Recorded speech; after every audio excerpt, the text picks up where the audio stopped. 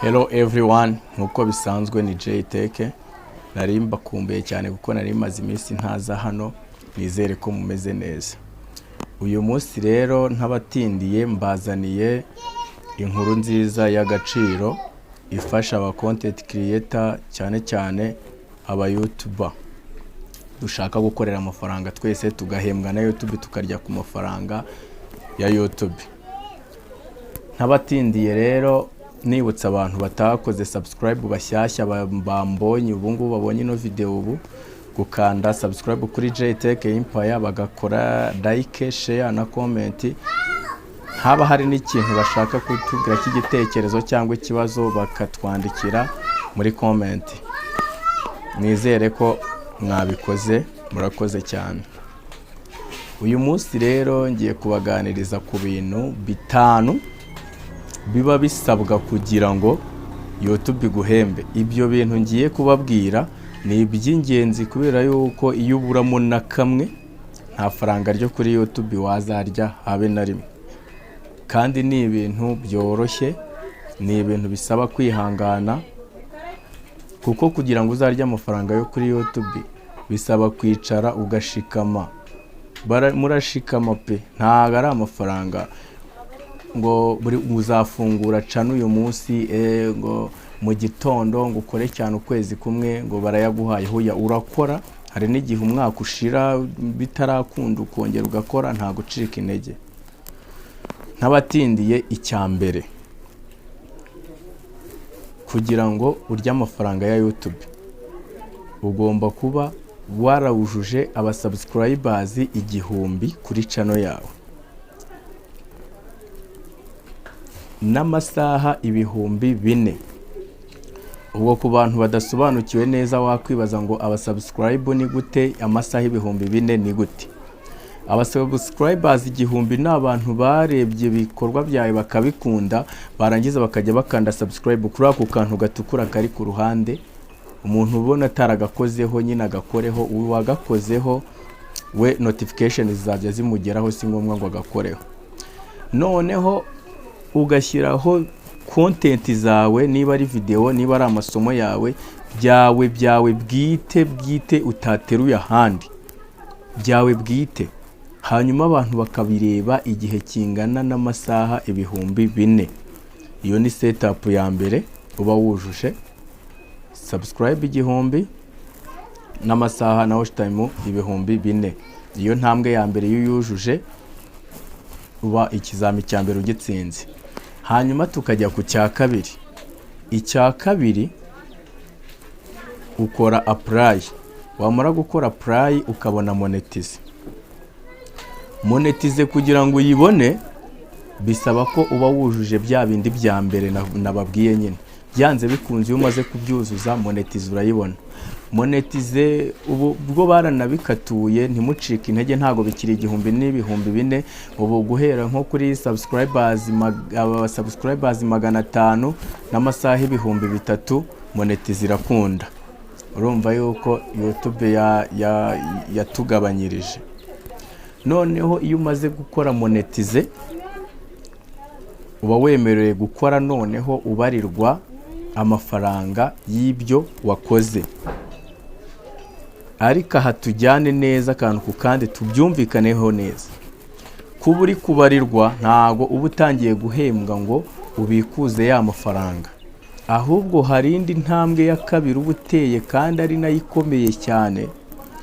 Iyo ntambwe ari ituma uhembwa. Ni ukuvuga ngo icyambere wagitsinze, icya kabiri kikakunanira, n'ubundi ubufeyirinze. Ibyo nababwiye, intambwe zose ngiye kubatera iyo wishemo n'imwe nta kintu ubasha kugeraho. Sasa rero iyo umaze kubona monetize urakora cyane. Urakora cyane ugakora content nziza zifite inyigisho kandi ntucike intege, abantu bakazireba. Uko bazireba nibyo biguha amahirwe yo kuzuza intambwe ngiye kukubwira. Intambwe ngiye kubabwira abo niyo kubona pin. Urakora iyo ugeze $10 cyangwa amayero 7 nk'uko bisabwa ku bafunguye ku madolari cyangwa ku mayero. Iyo ugize amadolari 10 usaba kode ya AdSense. Iyo kode barayikoherereza ukajya kuyifata ku iposta wabarujeho channel yawe. Niba mutazi n'uburyo umuntu asaba kode, niyo video nazayikora nkabereka ukuntu basaba kode, ariko ku bantu babizi gusaba iyo kode ndi kubabwira intambwe wuzuza kugira ngo turya no mafaranga, kuko no mafaranga twese niyo tuba dushaka. Noneho iyo pini uragenda ukayifata, wamara kuyifata ukayizana ukayishyira muri telefone. Abatazi iyo pini, iyo iza mwibahasha imeze gutya, ndizera muri kuyibona, iba yanditseho Google AdSense. Nanjye narakoze narayibonye, dore iriho hano, nitwa Nizeyimana Jean Pierre. Urabona byanditseho hano Nizeyimana Jean Pierre, Rwanda, Nyarugenge, Kigali, Rwanda. Nuko nguko ibimeze.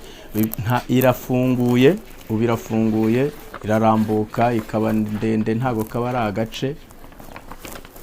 Nuko ino pini bimeze.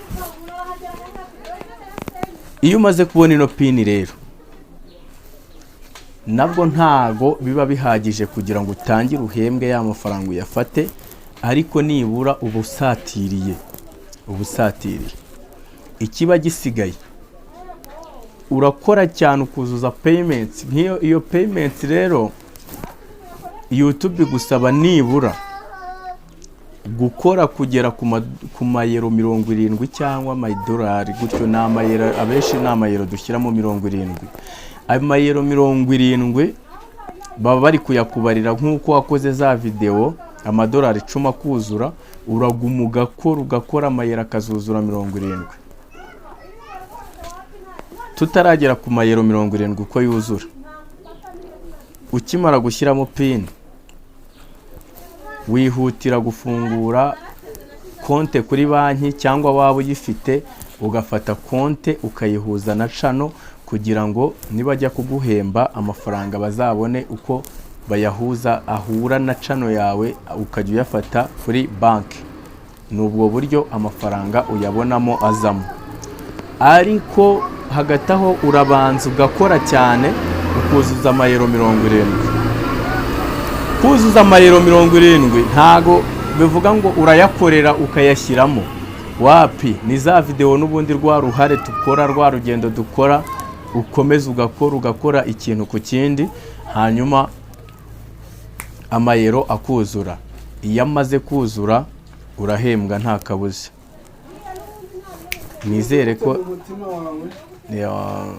Nizere ko ino video yabashimishije. Umuntu udasobanukiwe arandika muri comment, hanyuma nyuma kuri video y'ubutaha tuzibaza ngo ese iyo umaze kubyuzuza byose uhembwa ngahe, utangirira kuri angahe, uyabona gute?